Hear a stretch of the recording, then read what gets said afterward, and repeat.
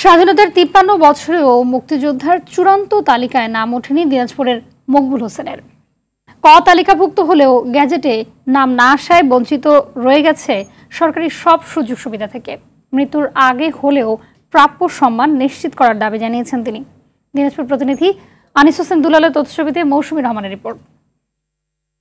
Sunbit সব দিবে সামাল। সানবিট ম্যাজিক প্রেস ডিশওয়াশিং এর মাথা ঘোরানো সলিউশন। ৭১-এ দেশ মাতৃকাকে হানাদার মুক্ত করার তীব্র বাসনায় রণাঙ্গনে অস্ত্র হাতে ঝাঁপিয়ে পড়েন মকবুল হোসেন। দেশ স্বাধীন হয়েছে, কিন্তু আজও স্বাধীন দেশে মুক্তিযোদ্ধার স্বীকৃতি মেলেনি মকবুলের। অনাদার অর্ধাহারে পলিথিনের বেড়ার খুপড়ি ঘরে কাটে বয়সের ভারে ক্লান্ত মকবুলের দিন।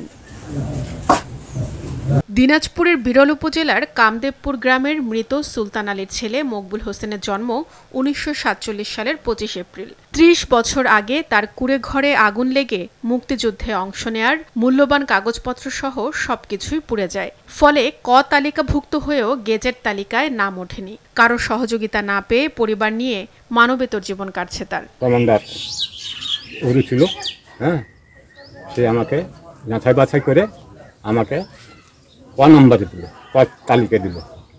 ওখান থেকে আমাকে ক তালিকা দিল। ক তালিকা দিয়ে আমি এখান থেকে আর কোনো পেলাম না, স্বীকৃতি পেলাম না। কি করি আর না করি আমি কোনো কিছু পাই না। আমার পরপর হয়তো মানে আমি ওই সরকারি মাটি কাটছিলাম, সরকারি মাটি কেটে কিছু দিন চালাচ্ছিলাম। এখন তো ওই বয়স হয়ে গেছে, এখন তার খাটতে পারি না, খেতেও পারি। আসলে মুক্তিযোদ্ধা ছিল আমার বাবার। আমি তালাক পত্র নিয়ে আমার বাবার ঘাড়ে এসে পড়েছি। আমার বাবা তো অচল, খাটতে পারতেছে না। আমার সঙ্গে তো চলতে পারে না, কী করে খাওয়াই।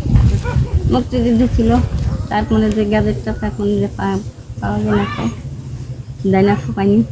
উনি একজন মুক্তিযোদ্ধা ছিলেন এবং দেশের জন্য যুদ্ধ করেছেন।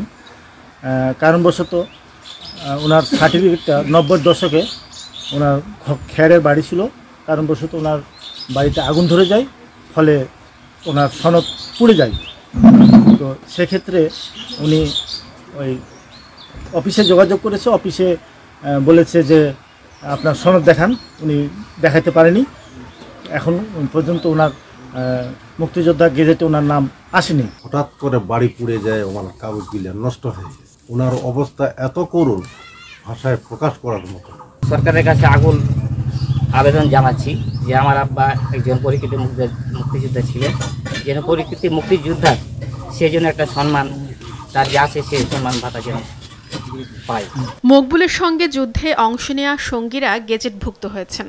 তার সপক্ষে যথাযথ প্রমাণ তুলে ধরেন সহযোদ্ধা। বিষয়টি যাচাই বাছাই করে উদ্যোগ নেওয়ার আশ্বাস দেন ডেপুটি মুক্তিযোদ্ধা কমান্ডার। আমার দাবি যে আমরা সবাই যুদ্ধ করলাম, পরে এত মুক্তিযোদ্ধা হলো এবং জাম্বুকা যাচাই বাছাই থেকে ৫০-৫৫ জন মুক্তিযোদ্ধা হয়ে আসলো।